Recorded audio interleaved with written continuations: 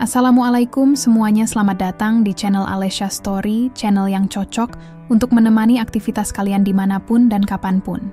Sebelum lanjut ke ceritanya, jangan lupa untuk tekan tombol like, komen, dan subscribe agar tak ketinggalan cerita dan kisah menarik lainnya yang penuh makna dan inspiratif. Kalau sudah, mari kita mulai ceritanya.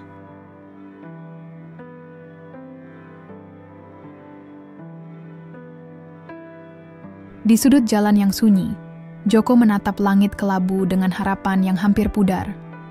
Seorang wanita dengan mata tajam selalu hadir di waktu yang sama. Apa yang ia cari darinya? Ketika takdir mempertemukan mereka, siapa yang akan menyelamatkan?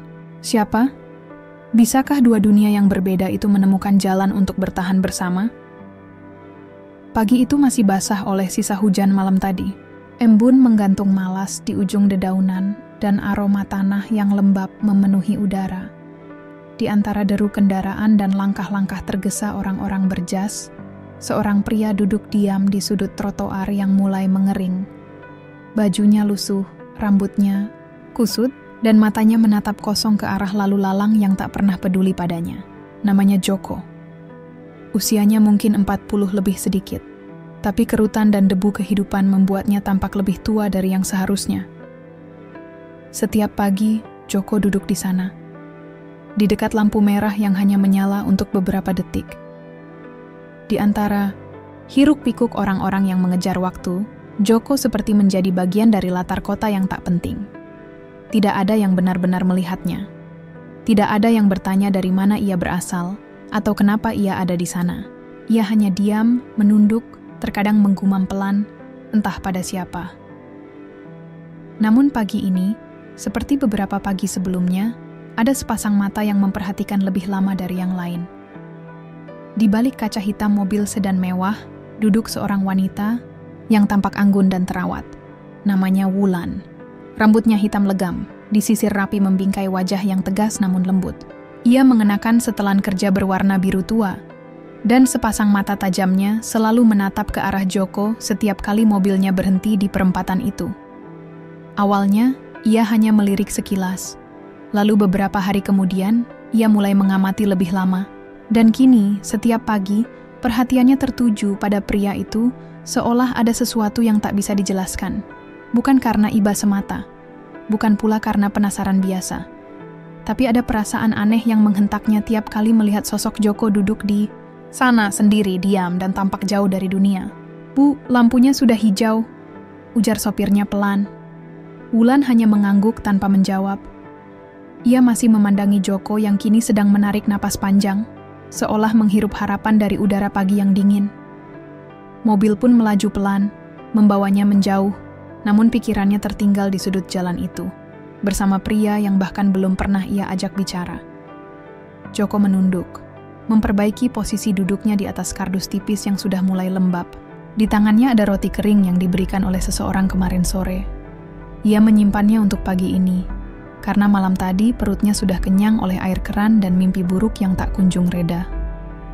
Sambil menggigit perlahan, matanya menatap jalan.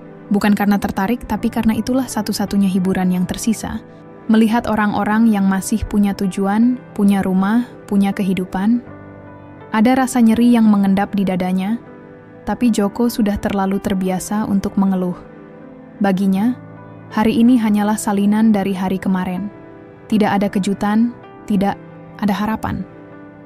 Yang ada hanyalah waktu yang berjalan lambat, menusuk perlahan seperti jarum dingin di balik kulit. Namun entah kenapa, akhir-akhir ini ada perasaan yang berbeda. Sejak beberapa hari lalu, ia merasa diperhatikan. Bukan oleh polisi, atau petugas sosial, tapi oleh seseorang yang duduk di balik kaca mobil. Wanita dengan wajah yang entah mengapa terasa tidak asing. "Apa aku mengenalnya?" Gumamnya pelan, nyaris tak terdengar. Ia menggeleng, lalu tertawa kecil. Omong kosong, mana mungkin wanita seperti itu mengenal orang seperti aku. Di ruangan kaca lantai 20 kantor pusat perusahaan tempat Wulan bekerja, udara dingin dari pendingin ruangan menusuk tulang. Tapi pikirannya jauh dari ruangan itu. Ia duduk di depan laptopnya, tapi pandangannya kosong. Di tangannya, secangkir kopi yang tak disentuh sejak disajikan. Aneh, bisiknya. Kenapa aku terus memikirkan pria itu? Wulan mencoba mengalihkan pikirannya ke tumpukan laporan dan jadwal rapat yang menunggu. Tapi setiap kali ia menutup matanya, sejenak wajah kusam itu muncul kembali. Ada sesuatu di balik mata Joko yang membuatnya tak bisa berpaling. Sesuatu yang mengingatkannya pada masa lalu, pada seseorang yang pernah ia kenal. Tapi siapa? Ia bangkit, berjalan ke jendela, memandang keluar ke hamparan kota yang bergerak tanpa henti. Semua terlihat kecil dari atas sini, tapi di suatu sudut jalan, di antara lautan orang yang terus berjalan, ada satu orang yang berhenti dan membuat dunianya goyah. Hari berikutnya, Joko duduk di tempat yang sama. Kali ini, langit lebih cerah. Burung-burung gereja berkicau di antara kabel listrik yang menggantung rendah. Pagi berjalan seperti biasa, tapi ada sesuatu yang berbeda. Mobil mewah itu tidak hanya berhenti karena lampu merah. Ia melihat pintu belakangnya terbuka perlahan. Seorang wanita melangkah turun. Langkahnya ragu, tapi matanya mantap. Joko tertegun. Ia tidak tahu harus berbuat apa. Wulan berdiri di hadapannya, menatapnya langsung untuk pertama kalinya. "Halo," ucap Wulan pelan, nyaris berbisik. Joko menatap balik. Mulutnya terbuka, tapi tak ada kata yang keluar. "Aku sering lihat kamu di sini. Boleh aku duduk sebentar?" Suara itu lembut, tapi ada kekuatan di dalamnya. Joko mengangguk pelan, meski matanya masih penuh curiga. Wulan duduk di sampingnya, tak peduli pada pandangan orang-orang sekitar. Beberapa menit mereka hanya duduk diam. Tidak ada yang bicara. Tapi di antara diam itu, ada sesuatu yang terbangun. Sebuah jembatan yang perlahan muncul dari puing-puing masa lalu. "Aku Wulan," ucapnya akhirnya. "Joko," jawabnya pendek. Dua nama yang pernah bertemu entah di mana. Dua jiwa yang kini duduk bersama di trotoar kota yang sibuk. Tidak ada yang menyangka, tapi itulah awal dari perjalanan panjang yang akan mengubah segalanya. Dan pagi itu, untuk pertama kalinya dalam waktu yang sangat lama, Joko merasa terlihat. Angin pagi menyapa lembut wajah Joko dan Wulan yang masih duduk berdampingan di atas trotoar yang mulai hangat tersentuh sinar matahari. Keramaian kota terus berlalu di depan mereka, tetapi waktu seakan berhenti di sekitar dua orang itu, seperti dunia memberikan ruang agar mereka bisa berbicara, atau mungkin hanya sekadar diam bersama. Joko menatap ke depan, sesekali melirik wanita di sampingnya. Matanya menyipit sedikit, mencoba mencari tahu niat sesungguhnya dari sosok berwajah bersih dan beraroma wangi itu. Ini bukan kali pertama ada orang kaya memperhatikannya. Tapi biasanya, perhatian itu datang dengan syarat, dengan maksud tersembunyi, atau hanya sesaat dan lewat begitu saja. Namun wanita ini berbeda. Ia duduk, diam, dan tidak buru-buru bicara. Seolah sedang memberi waktu, seolah ingin benar-benar mengerti. "Aku sering melihatmu," ucap Wulan pelan, masih menatap lurus ke jalan. "Setiap pagi, kamu duduk di sini, di tempat yang sama, dengan wajah yang sama." Joko tidak menjawab. Ia tahu itu bukan pertanyaan. "Aku sempat berpikir, kenapa kamu tidak pergi? Kenapa tetap di tempat ini? Apa kamu menunggu seseorang?" Lanjutnya, pertanyaan itu menggantung, seperti seutas tali yang diulur dengan hati-hati, menunggu apakah akan ditarik atau diputus. Joko menghela napas. Lama. "Aku tidak menunggu siapa-siapa," jawabnya akhirnya. Suaranya serak, seperti baru dipakai bicara setelah lama diam. Wulan menoleh pelan. Tatapannya lembut, tapi tidak mengasihani. "Lalu kenapa kamu di sini?" Joko menunduk, menggigit bibirnya sendiri. "Karena di sini, aku bisa merasa tidak hilang." Ucapan itu membuat Wulan terdiam. Ia tidak tahu harus menanggapinya dengan apa, tapi ia merasa ada luka di balik kalimat itu. Luka yang tidak bisa dilihat, tapi terasa menyengat di dada. "Aku bukan siapa-siapa," lanjut Joko. "Dan di sini, Tidak ada yang peduli siapa aku. Jadi aku tidak perlu menjelaskan apa-apa. Wulan menarik napas dalam. Tapi aku peduli. Kalimat itu membuat Joko menoleh. Tatapannya tajam, nyaris tidak percaya. Kenapa? Karena aku tahu, rasanya jadi tidak terlihat. Jawab Wulan singkat. Dan disitulah, untuk pertama kalinya, Joko menatap Wulan lebih lama. Bukan hanya wajahnya yang cantik atau pakaiannya yang mahal, tapi sorot matanya, sinar yang sama seperti miliknya. Sepi yang terbungkus rapi dalam riasan dan senyuman. Hari itu, Wulan terlambat masuk kantor. Beberapa karyawan menatap heran ketika ia datang tanpa sopir, berjalan kaki dari arah luar gedung. Biasanya ia turun langsung dari mobil di basement, ICK masuk lift eksekutif. Tapi pagi ini berbeda. Pagi ini, pikirannya tertinggal di trotoar itu. Di balik meja kerjanya, Wulan menatap layar laptop kosong. Laporan-laporan penting terbuka, tapi tak satu pun yang benar-benar dibaca. Ingatannya kembali ke sorot mata Joko. Sorot mata yang seperti menyimpan ribuan kisah yang tak pernah diceritakan. Ia belum tahu siapa pria itu sebenarnya. Tapi ada dorongan kuat dalam dirinya untuk terus kembali. Untuk mendengar lebih banyak. Karena jauh di dalam dirinya, ia merasa mereka pernah berbagi sesuatu. Sore menjelang, Joko masih duduk di tempat yang sama. Tapi kali ini, ada gelisah di hatinya. Percakapan singkat pagi tadi terus terulang di kepalanya. Wulan bilang peduli. Tapi Joko sudah terlalu lama hidup dalam dunia yang tidak memberi tempat bagi kata-kata seperti itu. Ia ingin percaya. Tapi percaya itu mewah bagi orang sepertinya. Di kejauhan, langit mulai berubah warna. Oranye dan merah membelah awan yang mulai memudar. Joko menatap langit, dan untuk pertama kalinya dalam waktu yang sangat lama, ia tersenyum kecil. Lucu, gumamnya. Cuma duduk sebentar. Tapi rasanya seperti mimpi. Malam itu, Wulan duduk di ruang tamu apartemennya yang luas dan dingin. Ia mematikan semua lampu, membiarkan cahaya kota dari balik jendela yang besar menyinari ruangan. Di tangannya, ada album foto lama yang sudah berdebu. Ia membukanya perlahan. Setiap lembaran membawa kenangan. Senyum masa kecil, tawa bersama teman-teman, dan wajah-wajah yang kini entah di mana. Di halaman ketiga, ia terhenti. Matanya membelalak perlahan. Di sana, berdiri seorang bocah laki-laki dengan seragam sekolah dasar. Matanya tajam, senyumnya lebar. Di bawah foto itu tertulis satu nama. Joko Satrio, deg, jantung Wulan berdetak lebih cepat. Tangannya bergetar saat menyentuh wajah bocah itu di foto. Joko, bisiknya. Tiba-tiba semuanya terasa masuk akal.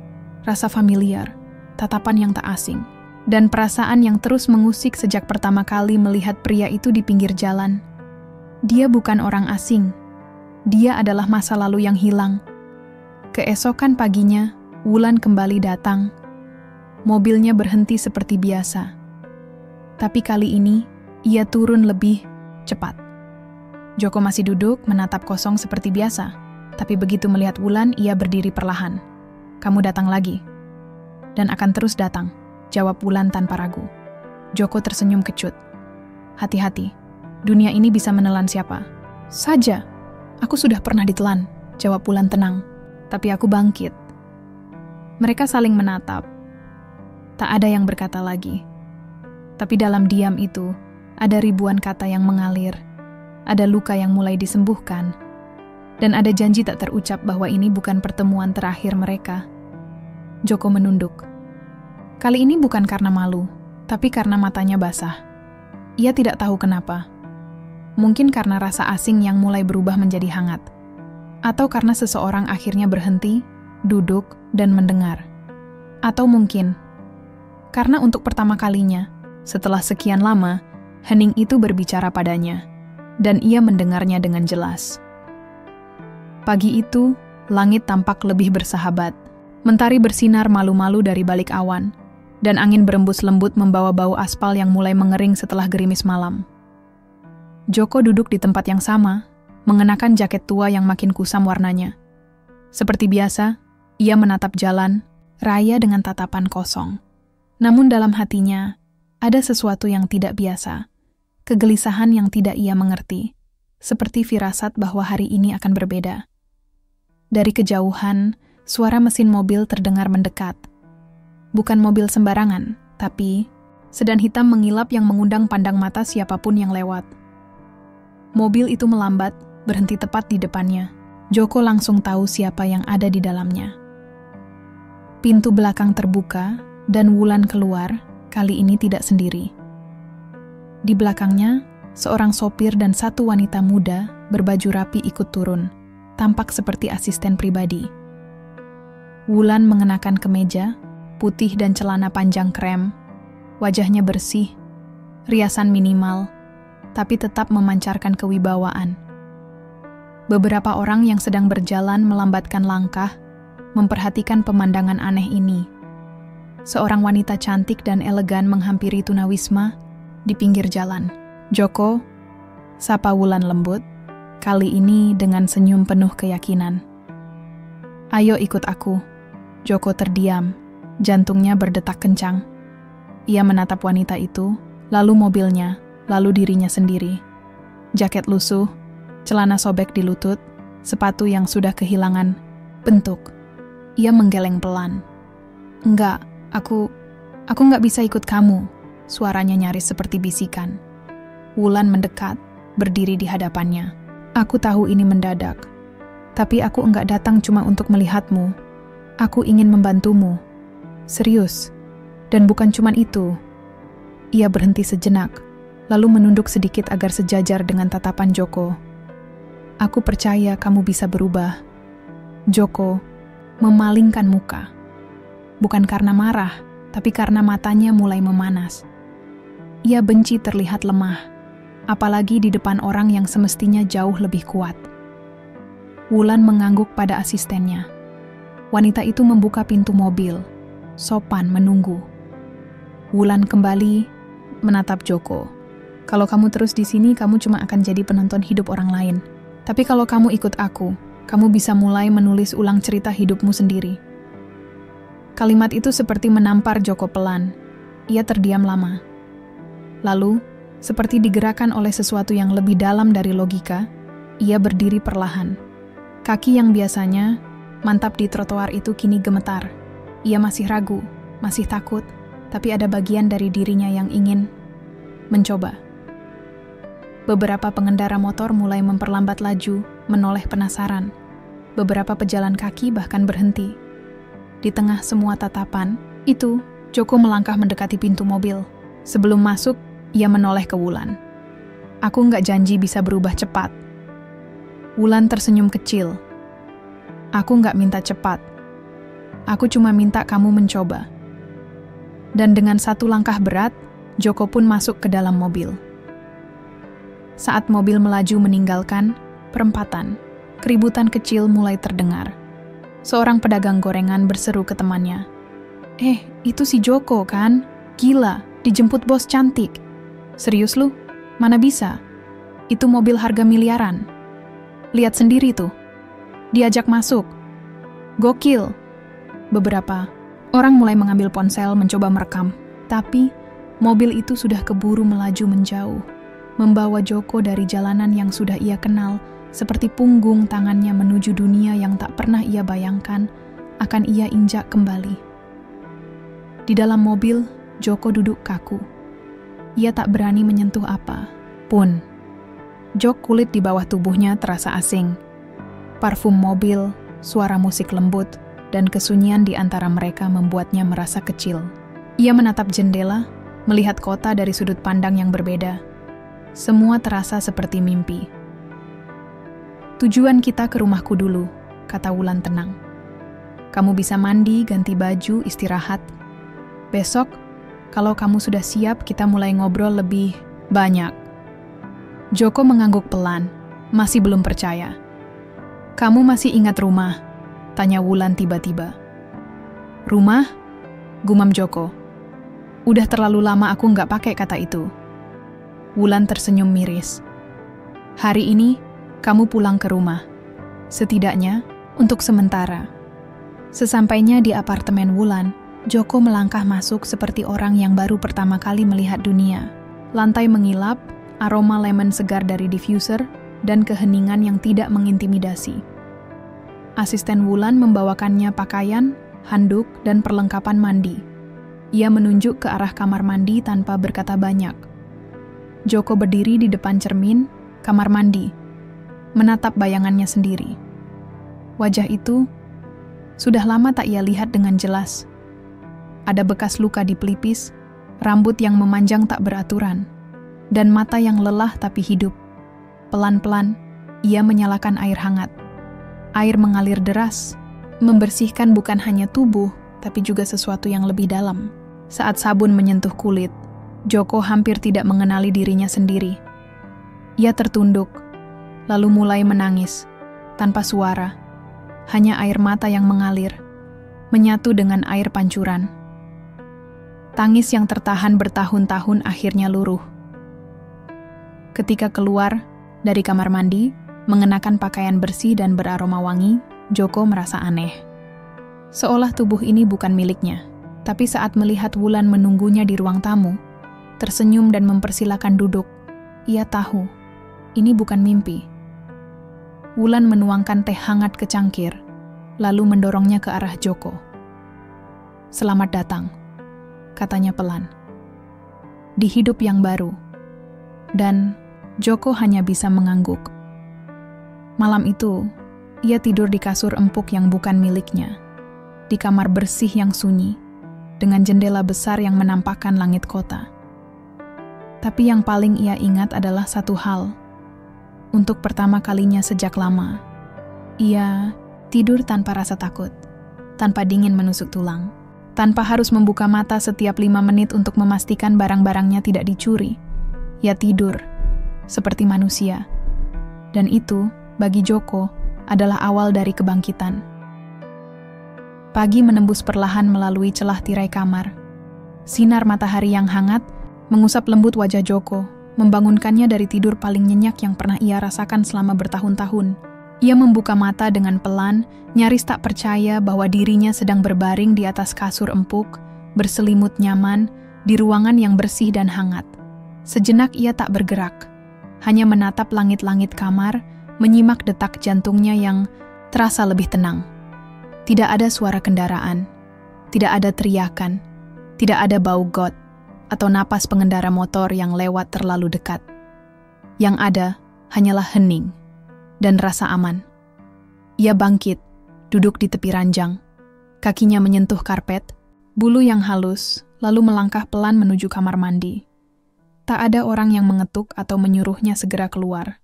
Semua terasa seperti dunia lain, dan entah mengapa, untuk pertama kalinya Joko tidak ingin kembali ke dunia lamanya. Di ruang makan, Wulan sudah duduk dengan secangkir kopi dan sepiring roti panggang.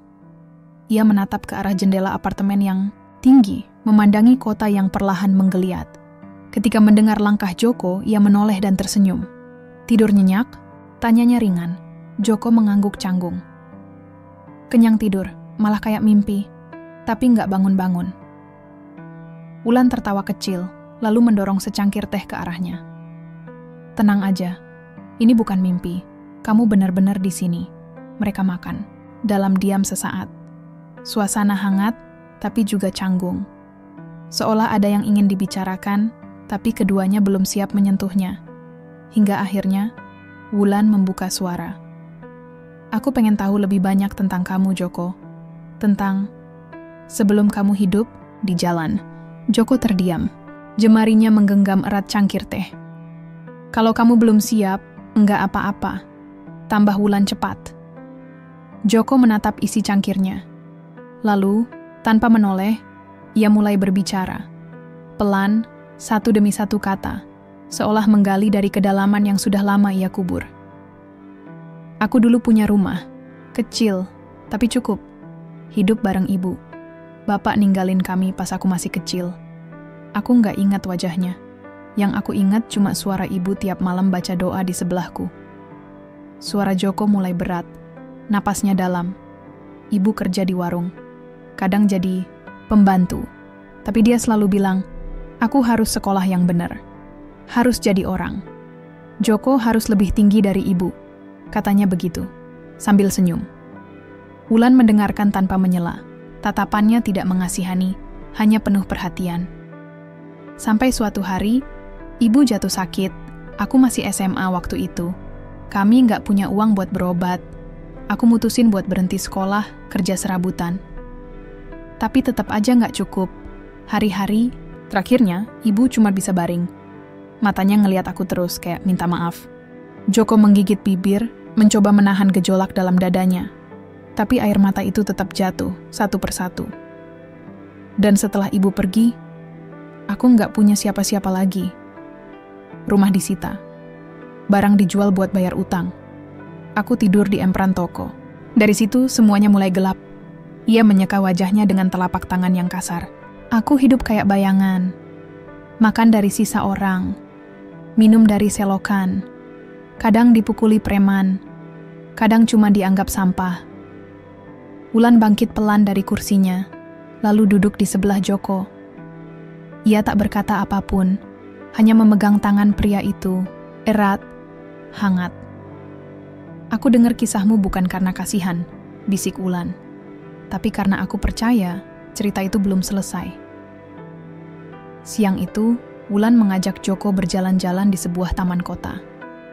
Ia mengenakan topi dan masker agar tak dikenali banyak orang, sementara Joko tampil bersih dan rapi dengan pakaian baru. Beberapa orang menatap mereka sekilas, tapi tidak ada yang benar-benar menyadari siapa mereka. Aku juga punya masa lalu, kata Wulan sambil berjalan. Keluargaku dulu miskin, tapi suatu hari aku dapat beasiswa ke Jakarta. Dari situlah semuanya berubah. Tapi di satu titik aku juga kehilangan arah. Joko menoleh. Kamu kehilangan arah? Wulan tersenyum pahit. Saat kamu hidup dalam dunia yang terlalu cepat, kamu bisa lupa dari mana kamu berasal. Kamu bisa kehilangan siapa dirimu. Ia berhenti sejenak, menatap langit biru. Aku nyaris lupa masa kecilku. Nyaris lupa sama teman-teman lama. Sampai aku lihat kamu, dan semua itu kembali. Joko mengernyit. Maksudmu? Wulan menghela napas panjang. Ia merogoh dompet kecilnya dan mengeluarkan selembar foto usang. Dalam foto itu, terlihat dua anak kecil berseragam SD. Seorang laki-laki berambut cepak dengan senyum lebar, dan seorang perempuan kecil berkuncir dua. Joko menatap foto itu. Matanya melebar. Ini kita. Gumamnya hampir tak percaya. Wulan mengangguk pelan. Aku Wulan, teman sebangkumu dulu. Kita main layangan bareng, ingat? Joko terdiam. Lalu ia menutup wajahnya dengan kedua tangan, tubuhnya sedikit bergetar. Ya Tuhan, aku benar-benar lupa. Aku nggak salah lihat waktu pertama kali lihat kamu. Tapi aku butuh waktu buat yakin. Diam sejenak. Wulan menatap pria itu dalam-dalam. Aku enggak sekadar pengin bantu kamu, Joko. Aku pengin kamu jadi bagian dari sesuatu yang lebih besar. Kita bisa bikin proyek sosial. Kita bisa bantu orang-orang yang bernasib kayak kamu dulu. Aku yakin kamu bisa jadi pengubah hidup orang lain. Joko mengangkat wajahnya perlahan, mata berkaca-kaca. Kenapa kamu percaya sama aku? Karena aku tahu siapa kamu, jawab Wulan tegas. Dan karena kita pernah punya mimpi yang sama, waktu kecil. Ingat, kita pengen bikin tempat main gratis buat anak-anak, supaya mereka nggak harus kerja dari kecil. Senyum tipis muncul di wajah Joko. Ia mengangguk sangat pelan. Iya, aku ingat. Dan di taman kota itu, di tengah keramaian dan kesibukan dunia, dua jiwa yang sempat tercerai berpuluh tahun lalu kini bersatu kembali. Bukan hanya sebagai teman masa kecil, tapi sebagai dua orang dewasa yang menyadari bahwa mereka masih punya waktu untuk menulis ulang cerita hidup mereka. Dan cerita itu baru saja dimulai. Langkah kaki Joko terdengar berat saat ia berdiri di depan gedung megah bertingkat yang menjulang tinggi ke langit Jakarta. Bangunan itu terbuat dari kaca dan baja, memantulkan cahaya matahari pagi dengan angkuh. Di depan, pintu lobi yang berputar. Puluhan orang berpakaian. Rapi lalu lalang dengan cepat, membawa map, berbicara lewat telepon, dan menatap jam tangan mereka seperti hidup dikejar waktu. Wulan berdiri di samping Joko, mengenakan blazer krem dan celana, Panjang hitam, rambutnya disanggul rapi. Ia tampak seperti seorang eksekutif sukses, dan memang itulah dirinya. Tapi kini, ia sedang melakukan sesuatu yang jauh di luar kebiasaannya. Mengajak pria yang dulu pernah berbagi kelas dengannya, dan kini bangkit dari jalanan untuk masuk ke dalam dunia yang sudah lama tidak dikenal oleh Joko. Deg-degan, tanya Wulan dengan senyum kecil. Joko menarik napas panjang. Kayak mau masuk kandang macan. Bukan kandang macan, Wulan tertawa pelan. Lebih kayak kebun binatang, semua sibuk dengan urusannya sendiri. Joko menyempatkan diri melihat pantulan dirinya di dinding kaca, kemeja putih bersih, celana panjang hitam yang dipinjamkan Wulan, dan sepatu kulit yang masih terasa kaku di kakinya. Rambutnya sudah dipangkas rapi 2 hari lalu, tapi dalam hatinya, keraguan masih menggantung. Aku takut ngelangkah salah, gumamnya. Wulan menepuk pundaknya. Kamu udah ngelangkah benar sejak kamu bilang ya waktu itu. Dengan keberanian yang ia kumpulkan dari dalam lubuk hatinya, Joko akhirnya melangkah masuk ke gedung itu. Suara pendingin ruangan yang lembut, aroma kopi dari kafe di dalam lobi, dan derap sepatu hak tinggi menciptakan dunia yang dulu terasa sangat asing baginya. Dulu ia pernah melewati gedung seperti ini, dari luar, sambil berharap bisa sekadar numpang berteduh. Kini, ia berdiri di dalamnya. Di lantai 23, sebuah ruangan besar telah disiapkan. Dinding-dinding kaca memberikan pemandangan kota yang luas. Ada beberapa meja kerja, papan tulis, dan rak buku penuh dokumen. Ruangan itu akan menjadi markas dari proyek sosial yang sedang dirancang oleh Wulan. Tempat di mana Joko akan memulai hidup barunya. Bukan sebagai tunawisma, tapi sebagai penggerak perubahan. Kita akan membangun program rehabilitasi sosial. Jelas Wulan. Namanya Rumah Pulih. Joko mengangkat alis. Rumah Pulih? Iya. Tempat untuk mereka yang kehilangan arah. Tempat buat mulai lagi dari nol. Wulan menyodorkan map biru. Di dalamnya ada rencana awal program. Pelatihan kerja, pendampingan psikologis, tempat tinggal sementara, dan jaringan kerja sama dengan perusahaan-perusahaan yang bersedia menerima mereka yang pernah hidup di jalanan. Kamu bakal jadi penghubung pertama. Orang yang akan cerita ke mereka, karena kamu pernah di posisi itu, lanjut Wulan. Joko membuka lembar demi lembar.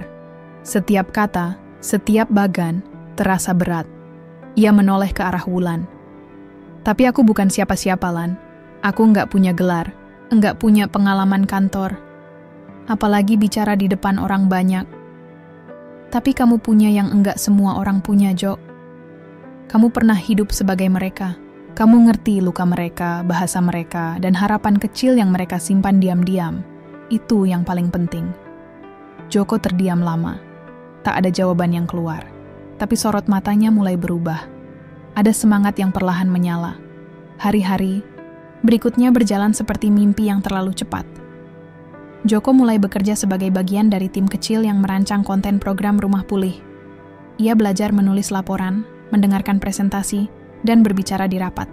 Setiap pagi ia masuk kantor bersama Wulan, menyapa resepsionis yang mulai mengenalnya, dan duduk di ruang kerja dengan komputer yang awalnya membuatnya takut menekan tombol. Wulan mengatur jadwal pelatihan intensif dengan seorang mentor dari divisi CSR, pria muda bernama Randy, yang sabar tapi tegas. Di bawah bimbingannya, Joko belajar cara membuat proposal, menyusun presentasi, hingga menjawab pertanyaan kritis dari tim keuangan. Namun, tidak semua orang menerimanya dengan tangan terbuka.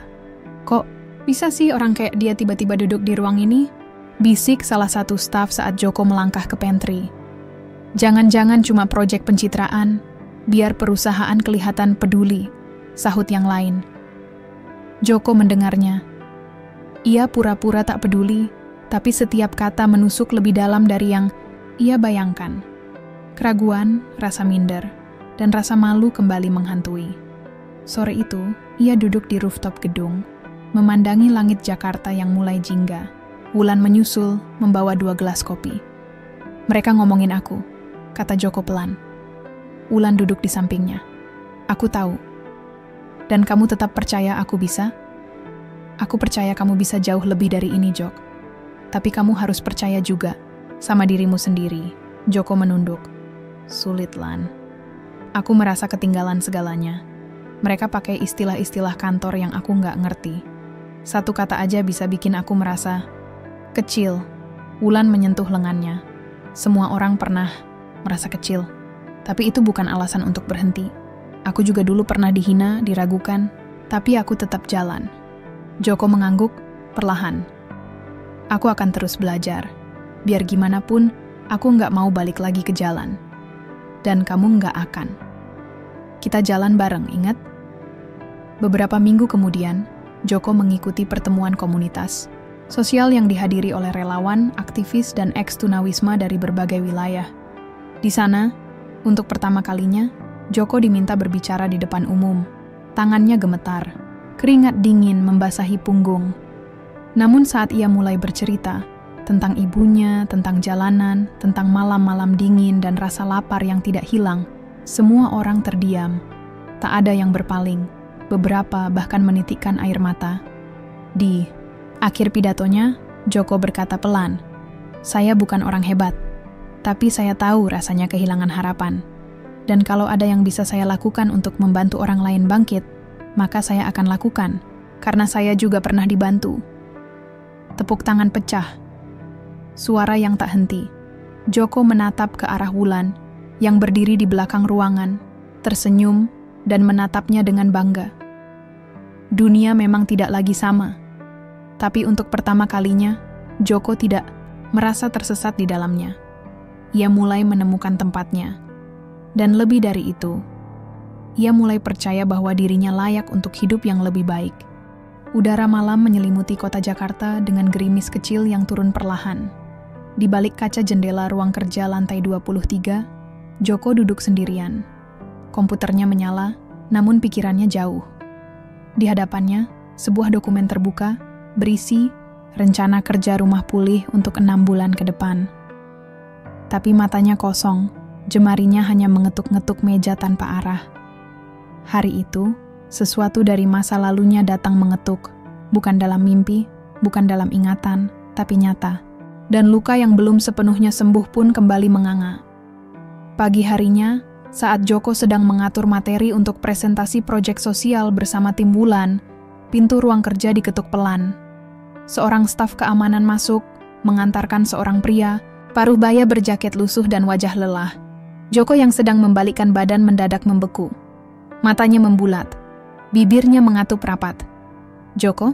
panggil pria itu dengan suara serak yang penuh keraguan. Butuh beberapa detik sebelum Joko akhirnya menjawab. "Pak Slamet?"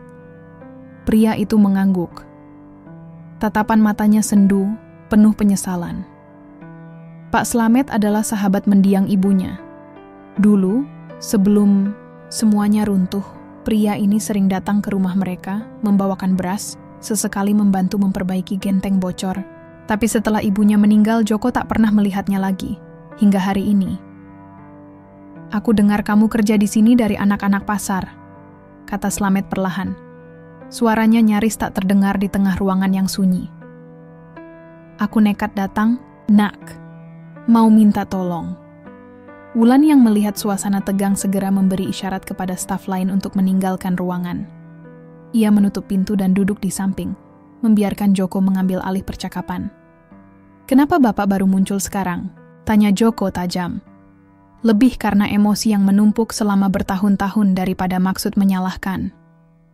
Slamet menunduk. "Aku malu, Jok. Waktu ibumu meninggal, aku nggak punya apa-apa. Aku pengen nolong kamu, tapi hidupku juga kacau. Aku kerja di luar kota, tidur di terminal, jadi kuli angkut. Aku kira kamu udah nggak ada." Joko menggeretakkan giginya. Hatinya bergolak. Bagian dalam dirinya ingin memeluk pria tua itu. Tapi bagian lainnya masih terlalu sakit untuk memaafkan. "Sekarang kenapa Bapak datang?" tanyanya lirih. Slamet menarik napas panjang. "Ada anak muda di pasar, namanya Ujang. Dia tidur di kolong jembatan, kayak kamu dulu. Dia sering sakit, kadang muntah darah. Aku kasihan. Dia enggak punya siapa-siapa. Dan waktu aku dengar kamu sekarang bantu orang-orang kayak dia, aku pikir, Mungkin kamu bisa nolong. Joko terdiam. Hatinya perlahan melembut. Luka itu masih ada, tapi suara Ujang yang bahkan belum pernah ia temui berkumandang di telinganya, mengingatkan dirinya yang dulu, saat pertama kali tidur di emperan toko dengan perut kosong. Aku mau ketemu dia, ucap Joko akhirnya. Beberapa hari kemudian, Joko dan Wulan mengunjungi pasar tempat Ujang biasa nongkrong. Mereka menyamar seadanya, topi, masker, dan jaket lusuh, agar tak mencolok. Di pojok belakang pasar, dekat tumpukan kardus dan aroma, sampah yang menyengat, mereka menemukannya. Ujang masih muda, mungkin belum genap 20. Tubuhnya kurus, kulitnya pucat. Ia bersandar di dinding dengan selimut tipis menutupi tubuh. "Apa kabar, Jang?" Sapa Joko perlahan, duduk di sampingnya. Anak itu menoleh. Tatapannya waspada, seperti hewan liar yang terbiasa dikejar. "Siapa lu?" tanyanya curiga. "Gue juga dulu tidur kayak gini," ucap Joko, menunjuk lantai pasar yang dingin. "Dulu nama gue nggak penting. Sekarang orang panggil gue Joko." Ujang menatapnya lama. Mungkin mencari kebohongan di balik wajahnya, atau mencoba memahami kenapa seorang asing mau repot-repot bicara padanya. "Ada tempat buat kamu tinggal. Namanya Rumah Pulih," lanjut Joko. "Tempat itu bukan panti, bukan sel tahanan. Kamu bisa mulai hidup baru di sana." Ujang mengerutkan kening. "Gua nggak percaya tempat kayak gitu. Semua orang cuman omong kosong. Janji doang." Joko menunduk. "Gue ngerti, tapi kalau lu kasih diri lu satu kesempatan aja, itu cukup buat ngubah arah hidup lu. Satu langkah, Jang. Gue ada buat bantu lu." Hening sejenak, Ujang memejamkan mata, lalu membuka pelan. "Kalau gue ikut, gue enggak balik." "Ke jalan ini lagi?" "Enggak. Lu bakal punya kasur, makan, pelatihan, dan yang paling penting, lu punya masa depan." Perlahan, Ujang mengangguk. "Gue coba." Beberapa minggu setelah itu, Ujang tinggal di pusat pelatihan sementara Rumah Pulih. Ia mulai menunjukkan perubahan tidak hanya dalam kebiasaannya, tapi juga caranya memandang hidup. Ia belajar bertani hidroponik dan membantu menjaga kebun komunitas yang baru dibuka. Tapi bagi Joko, pertemuannya dengan Pak Slamet dan Ujang membuka luka yang lebih dalam. Ia mulai dihantui mimpi tentang ibunya. Mimpi-mimpi yang tak pernah hadir selama bertahun-tahun di jalan. Dalam satu mimpi, ibunya berdiri di dapur kecil mereka, menggoreng tempe sambil bersenandung. Tapi wajahnya perlahan kabur. Suaranya memudar. Lalu dapur itu menghilang, digantikan suara tawa orang-orang asing yang menertawakannya. Ia terbangun berkeringat, napas tersengal. Hari-hari berikutnya, Joko mulai kehilangan fokus. Ia datang telat ke kantor, beberapa kali termenung saat rapat. Wulan memperhatikannya dengan cemas. "Kamu belum berdamai dengan masa lalu, ya?" tanyanya pelan suatu malam. Joko tidak menjawab. Ia hanya menatap kosong ke arah lampu kota yang berkelap-kelip dari jendela apartemen Wulan. "Aku takut kalau aku enggak cukup baik buat semua ini," bisiknya. "Kamu manusia, Jok, bukan pahlawan. Kamu berhak terluka. Tapi jangan biarkan luka itu ngerobohin semua yang udah kamu bangun." Joko menatapnya. Dalam matanya ada air yang menggantung. "Kalau aku jatuh lagi, kamu masih mau ada di sampingku?" Wulan tersenyum, menyentuh tangannya. "Kita sama-sama nyusun ulang hidup kita, Jok. Kalau kamu jatuh, aku bantu bangun. Begitu juga sebaliknya." Dan untuk pertama kalinya sejak pertemuan mereka, Joko menangis di hadapan Wulan. Bukan karena rasa malu, tapi karena ia akhirnya tahu, ia tidak sendirian lagi. Langit Jakarta malam itu gelap dan berat, seolah menyimpan sesuatu yang enggan dilepaskan.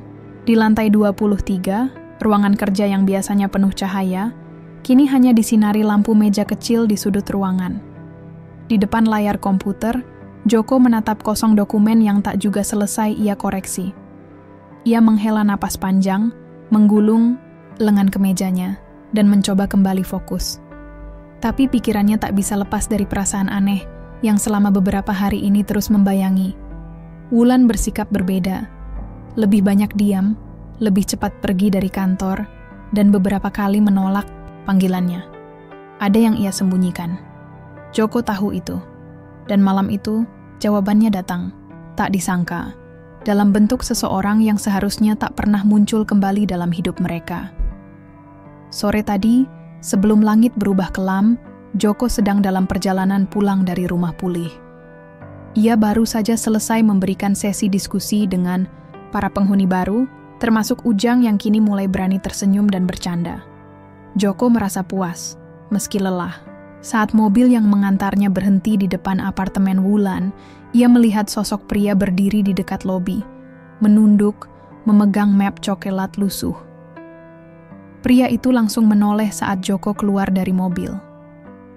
Tatapan mereka bertemu. Joko menyipitkan mata.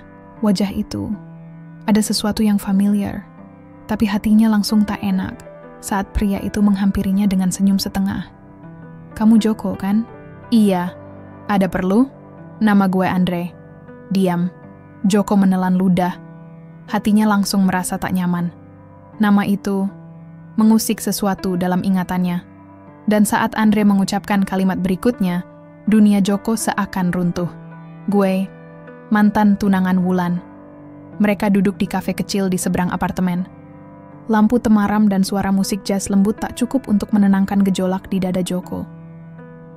"Kenapa lo cari gue?" tanya Joko, dingin. Andre mengaduk kopinya perlahan. "Karena gue tahu Wulan berubah sejak dekat sama lo. Dan gue penasaran, siapa lo sampai bisa bikin dia ninggalin semuanya?" "Meninggalkan semuanya?" "Dia hampir nikah sama gue, bro. Kita udah tunangan hampir 2 tahun.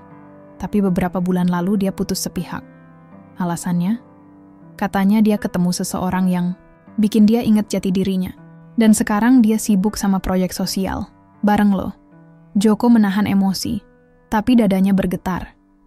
Ia belum pernah mendengar cerita ini dari Wulan. Sama sekali. Andre melanjutkan. "Lo pikir dia nolongin lo karena apa? Karena dia baik hati?" "Enggak, bro. Dia punya utang masa lalu. Sama lo. Gue tahu semuanya." Joko terdiam. Dunia seakan berhenti berputar. Dia itu bukan orang suci. "Lo pikir lo satu-satunya yang pernah menderita?" Andre bersandar ke kursi, ekspresi sinis. "Wulan tuh dulu juga di bawah, Jok. Kalian sama-sama anak miskin yang nyaris hilang. Tapi waktu dia dapat kesempatan buat bangkit, dia tinggalin lo. Pergi tanpa jejak, dan sekarang dia balik kayak pahlawan." Kata-kata Andre seperti pisau yang mengoyak pelan-pelan. Malam itu, Joko duduk di balkon apartemen Wulan. Angin malam menggigit kulit, tapi pikirannya jauh lebih dingin. Wulan pulang beberapa menit kemudian. Ia terkejut melihat Joko duduk diam dengan tatapan hampa. "Kamu belum tidur?" tanyanya pelan. "Kenapa kamu gak pernah cerita soal Andre?" balas Joko tanpa menoleh. Wulan terdiam. Suasana tiba-tiba membeku. "Aku ketemu dia tadi," lanjut Joko. "Dia cerita semuanya." Wulan menarik napas. Duduk perlahan di sampingnya. "Aku mau cerita. Tapi aku gak tahu harus mulai dari mana." "Mulailah dari kenapa kamu ninggalin aku dulu, Lan." Suara Joko nyaris tak terdengar, namun penuh luka. "Kenapa kamu pergi tanpa pamit? Kenapa kamu baru muncul sekarang? Setelah semua ini?" Wulan menggigit bibirnya. Matanya mulai berkaca-kaca. "Aku. Waktu itu hidupku kacau.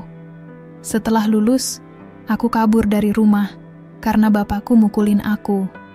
Aku kerja serabutan, tidur di rumah orang, sempat hampir putus asa." Joko menatapnya. "Kenapa nggak cari aku? Aku nggak mau nyeret kamu ke dalam hidupku yang berantakan. Aku pikir lebih baik kamu nggak tahu." Tangis Wulan pecah. "Tapi aku nyesel, Jok. Bertahun-tahun aku nyari kamu. Sampai akhirnya aku lihat kamu di pinggir jalan, duduk di bawah halte yang sama. Setiap sore, aku tahu itu kamu. Dan hati aku hancur. Jadi kamu nolongin aku karena rasa bersalah?" "Awalnya, iya. Tapi makin lama, aku sadar. Kamu satu-satunya orang yang pernah bikin aku merasa punya rumah. Dan aku mau bangun rumah itu lagi, bersama kamu." Henning. Malam seperti mematung. Joko menatap langit, mencari jawaban di antara bintang yang tertutup awan. Hatinya koyak, antara marah, kecewa, dan Harapan. Kenapa kamu nggak jujur dari awal? Fisiknya. Karena aku takut kamu nggak bakal terima aku lagi. Malam itu mereka tak bicara lagi. Tapi dalam diam, dua jiwa yang dulu saling kehilangan itu, kini berdiri di ambang kejujuran. Luka masa lalu mereka tak lagi bisa disembunyikan. Dan esok hari mereka harus memutuskan. Melangkah bersama atau berpisah selamanya. Pagi itu datang tanpa warna. Langit Jakarta yang biasanya penuh suara klakson dan gerak langkah manusia, terasa asing. Burung-burung pun seolah enggan berkicau, dan udara pagi yang menusuk membuat segala sesuatunya terasa dingin, baik di luar maupun di dalam hati Joko. Ia duduk di pojok ruang tamu apartemen Wulan, memandangi secangkir teh yang mulai dingin. Di depannya, Wulan berdiri memunggunginya, menatap keluar jendela dengan tatapan kosong. Mereka belum bicara sejak malam sebelumnya. Hanya sunyi, seperti dua orang asing yang tak lagi tahu bagaimana menjembatani kesunyian yang menganga di antara mereka. Aku nggak tahu harus percaya kamu atau enggak, ucap Joko akhirnya. Suaranya lirih, namun setiap katanya penuh beban. Wulan membalikkan badan pelan. Wajahnya lelah, namun tetap tegar. Aku nggak minta kamu percaya sekarang, Jok. Aku cuma minta kamu dengar semuanya dulu. Dengan hati. Joko mengangguk pelan. Ia tahu, bagaimanapun juga, mereka tak bisa terus hidup dalam ketidakjelasan. Wulan duduk di hadapannya. Ia mengambil napas panjang, lalu mulai bercerita. Aku ketemu Andre waktu aku kerja di bagian pemasaran sebuah perusahaan. Dia yang bantu aku dapat beasiswa buat lanjut kuliah ke luar negeri. Saat itu, aku pikir dia satu-satunya orang yang peduli. Tapi hubungan kami nggak pernah benar-benar sehat. Dia manipulatif, sering ngatur semua hal kecil dalam hidupku, bahkan cara berpakaian dan siapa temanku. Matanya mulai berkaca-kaca. Waktu dia ngelamar aku udah hampir nggak punya pilihan. Tekanan dari sekeliling, dari kerjaan, dari rasa terima kasih. Tapi aku nggak bahagia, Jok. Aku ngerasa seperti boneka. Joko menunduk. Ada getir di hatinya. Terus kenapa kamu tinggalin dia setelah ketemu aku? Wulan menatapnya dalam-dalam. Karena kamu adalah satu-satunya bagian dari hidupku yang pernah terasa jujur. Waktu aku lihat kamu duduk di pinggir jalan itu, aku sadar, aku pernah punya mimpi bersama kamu. Mimpi yang dulu kita susun waktu masih duduk di bangku SMA. Aku sadar selama ini aku kabur. Dan saat aku lihat kamu di situ, rasanya seperti dipanggil pulang. Joko menarik napas dalam-dalam. Hatinya diguyur hujan yang campur aduk. Kecewa, rindu, marah, dan harapan yang terus bertahan, meski sudah lama kehabisan alasan. Jadi, semua ini, rumah pulih, proyek sosial, ngajak aku kerja bareng, semua itu karena kamu ngerasa bersalah? Awalnya, iya, jawab Wulan jujur. Tapi sekarang, aku nggak tahu bisa lanjut hidup tanpa kamu di dalamnya. Aku nggak peduli proyek ini gagal atau berhasil. Yang aku tahu, aku pengen menebus segalanya. Bukan karena rasa bersalah, tapi karena aku masih sayang kamu. Kalimat itu menggema dalam kepala Joko. Ia menatap wajah wanita di hadapannya, yang kini tak lagi tampak seperti CEO yang kuat dan angkuh, tapi seperti gadis SMA yang dulu menangis diam-diam saat ditinggal ibunya. Rapuh, manusiawi. Aku butuh waktu, ucap Joko pelan. Wulan mengangguk. Aku tunggu, berapa lama pun. Hari-hari berikutnya, Joko menghindar dari Wulan. Ia pindah sementara ke mes rumah pulih, membantu para penghuni dan terlibat langsung dalam program pelatihan. Di sana, ia bertemu orang-orang yang jauh lebih terluka darinya. Mantan napi, pecandu, wanita korban kekerasan. Semua datang dengan masa lalu yang mereka ingin tinggalkan, tapi tak pernah bisa mereka lepaskan sepenuhnya. Dalam diam, Joko mulai mengerti bahwa setiap orang membawa luka, bahwa masa lalu bukan sesuatu yang bisa dilupakan, tapi dipeluk, untuk kemudian diterima dan dimaafkan. Dan dalam proses itu, ia pun perlahan memaafkan dirinya sendiri. Suatu sore, saat hujan turun deras, Ujang, menghampiri Joko yang sedang menyapu halaman belakang rumah pulih. "Bang, boleh gue tanya sesuatu?" Tanyanya ragu. "Tanya aja, lo pernah bener-bener marah sama orang yang lo sayang?" Pertanyaan itu membuat Joko menoleh.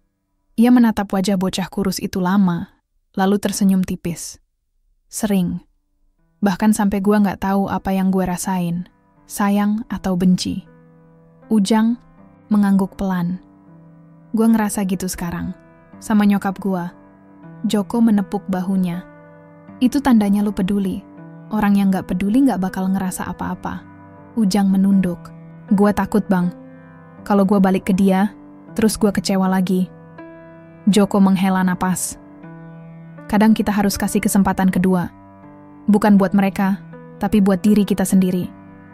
Biar kita tahu, kita udah nyoba." Ujang menatapnya. "Loh, juga bakal kasih kesempatan kedua buat Mbak Wulan?" Joko tak langsung menjawab, tapi senyum kecil muncul di sudut bibirnya. "Mungkin, kalau hatiku udah siap." Beberapa hari kemudian, Joko berdiri di depan pintu apartemen Wulan. Tangannya sempat raw, namun akhirnya mengetuk 3 kali. Pintu terbuka, dan Wulan berdiri di sana dengan wajah terkejut dan mata yang langsung berkaca-kaca. "Aku nggak bawa mawar," ucap Joko, mencoba tersenyum. "Tapi aku bawa hati yang baru." Wulan menutup mulutnya, menahan isak. "Aku nggak janji kita bakal mulus.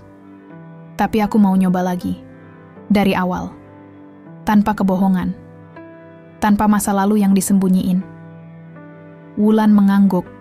Air matanya jatuh tanpa bisa ditahan. "Aku mau, Jok. Dari awal." Dan di tengah hujan malam yang membasahi kota, mereka berpelukan. 2 jiwa yang terluka, yang akhirnya saling menemukan dalam keretakan. Mungkin mereka tak sempurna, tapi dalam ketidaksempurnaan itu, harapan tumbuh seperti benih kecil di tanah yang pernah tandus. Matahari pagi menyapu pelan halaman rumah pulih, membasuh lantai dengan cahaya keemasan yang hangat. Di antara tanaman yang mulai tumbuh subur, di sisi kanan bangunan, Joko berdiri dengan sekop kecil di tangan, tangannya kotor oleh tanah, namun wajahnya bersih dari keraguan. Di sebelahnya, Wulan memegang bibit pohon belimbing yang akan mereka tanam bersama. "Lucu juga ya," kata Wulan sambil tersenyum. "Kita tanam pohon di tempat yang dulu cuma semak liar dan tumpukan sampah." Joko menatapnya ikut tersenyum. "Kayak hidup kita, ya. Dulu penuh sisa dan luka. Sekarang kita coba isi dengan sesuatu yang bisa tumbuh." Mereka berdua saling memandang, lalu perlahan menanam bibit itu bersama-sama. Di balik gerak yang sederhana, ada simbol yang lebih dalam. Ini bukan sekadar menanam pohon, ini menanam harapan. Sudah hampir sebulan sejak pertemuan malam itu, ketika Joko mengetuk pintu apartemen Wulan.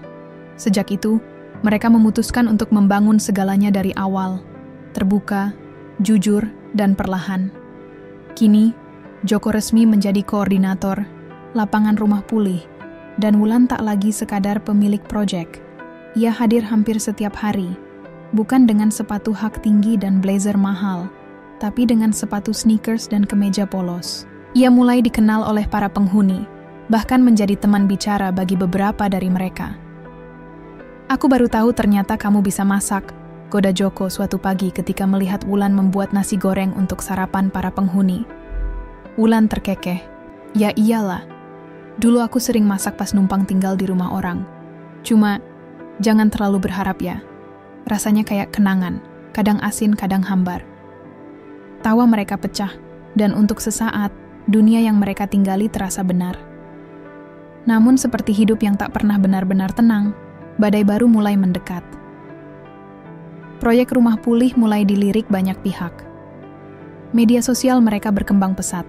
Video singkat tentang perubahan Joko dari tunawisma menjadi pembicara komunitas viral. Banyak yang tersentuh, banyak pula yang sinis. Salah satunya datang dari kelompok investor properti lokal yang sebelumnya mengincar lahan bekas tempat berdirinya rumah pulih. Mereka tidak senang dengan proyek ini. Bahkan, desas-desus ancaman mulai terdengar. Tanah itu seharusnya dijadikan apartemen. ujar seseorang dalam rapat tertutup yang diketahui Wulan melalui sumber dalam. Bukan panti sosial untuk gelandangan. Tekanan mulai datang. Pemkot mendapat surat protes. Izin renovasi, tahap 2 ditunda. Bantuan logistik dari salah satu mitra mendadak dihentikan. Di tengah kekacauan ini, Joko merasakan perubahan sikap beberapa penghuni. Mereka mulai gelisah. Ketakutan muncul kembali. "Apa kita bakal diusir, Bang?" tanya Ujang lirih suatu malam. Joko menghela napas. "Selama kita masih punya kaki dan kepala, kita nggak akan lari. Kita akan hadapi ini bareng-bareng." Tapi di balik ketegasannya, hati Joko gamang. Ia tahu perjuangan ini tidak mudah. Suatu malam, Wulan memanggil Joko ke ruang pertemuan kecil di lantai 2. "Kita harus buat konferensi pers," katanya tegas. "Kita jelasin semuanya, kita buka laporan kegiatan, transparansi keuangan, semuanya." Joko terdiam sejenak. "Kamu yakin ini nggak makin memancing orang-orang itu? Kalau kita diam, mereka akan buat cerita sendiri. Kita harus pegang narasi. Kita bukan penjahat, kita cuma pengen bantu." Joko menatap mata Wulan. Dulu, ia melihat ketegasan ini dalam bentuk dingin. Kini, ia melihatnya dalam bentuk keberanian. "Oke, kita lakukan." Konferensi pers diadakan di aula sederhana di Rumah Pulih. Wartawan, blogger, aktivis, bahkan beberapa pemilik media datang. Di depan mereka, Joko berdiri dengan setelan sederhana, kemeja putih dan celana hitam. "Saya Joko," ucapnya mantap. "Dulu saya tidur di bawah jembatan, makan dari sisa orang, dihina, ditendang, dilupakan. Tapi hari ini saya di sini, bukan karena saya hebat, tapi karena ada orang yang percaya saya masih bisa berubah. Dan saya di sini untuk bantu orang lain yang seperti saya, agar mereka juga percaya diri mereka layak diselamatkan." Ruang itu hening. Kamera mengarah padanya. Di sisi panggung, Wulan tersenyum. Matanya berkaca-kaca. Rumah Pulih bukan sekadar bangunan. Ini tempat orang-orang yang patah bisa belajar berdiri lagi. Dan jika itu salah, maka biarlah saya berdiri di pihak yang salah bersama mereka. Tepuk tangan pecah, beberapa menangis. Dan dari layar-layar gawai yang merekam momen itu, pesan mereka menyebar jauh, lebih dari yang mereka harapkan. Beberapa hari kemudian, bantuan kembali berdatangan. Pengacara hak asasi mengajukan pembelaan. Beberapa selebritas mulai menyuarakan dukungan. Rumah Pulih kembali hidup. Tapi malam itu, setelah semua berlalu, Joko dan Wulan duduk berdua di balkon, kembali dalam sunyi yang mereka nikmati bersama. "Kamu pernah nyesel nggak? Nyelam lagi ke hidup kayak gini?" tanya Joko pelan. Wulan memandang bintang. "Kalau aku nggak nyelam, aku nggak akan nemuin kamu lagi." Joko menggenggam tangannya. "Aku bukan malaikat, Jok," bisik Wulan. "Dan aku bukan pahlawan," jawab Joko. "Tapi kita manusia, dan kita masih di sini." Mereka menatap langit malam. Di sana, bintang-bintang bersinar samar. Tapi cukup untuk menunjukkan bahwa gelap pun punya cahaya. Hari itu, udara pagi terasa hangat, seolah memberi semangat baru bagi setiap makhluk yang menghirupnya. Di ruang rapat utama, meja panjang berkilau, disinari cahaya lembut dari jendela besar yang menghadap kota Jakarta. Joko dan Wulan duduk berseberangan, diapit oleh tim Rumah Pulih dan beberapa investor yang sudah lama memperhatikan perkembangan proyek mereka. Di tangan Wulan tergeletak sebuah proposal tebal yang berisi rencana ekspansi Rumah Pulih ke berbagai kota besar di seluruh negeri. Proyek ini bukan sekadar perluasan fisik, melainkan misi besar untuk menyentuh lebih banyak jiwa yang terluka, seperti mereka dulu. Dengan investasi ini, kita bisa membuka 5 cabang baru dalam kurun waktu 2 tahun. Jelas Wulan dengan suara penuh percaya diri. Kita bisa menjangkau lebih banyak orang, memperbaiki lebih banyak hidup. Ini adalah kesempatan besar. Joko menatap proposal itu, lalu menoleh ke wajah-wajah serius di sekelilingnya. Mereka semua menantikan jawaban. Namun, di dalam dadanya, perasaan campur aduk mengaduk-aduk. Ia teringat malam-malam panjang ketika mereka berdua duduk di balkon apartemen, berbicara tentang mimpi dan ketakutan. Ia teringat wajah Ujang, wajah para penghuni Rumah Pulih, yang penuh harapan namun rapuh. Apakah ekspansi besar ini akan tetap menjaga kehangatan yang selama ini menjadi jiwa Rumah Pulih?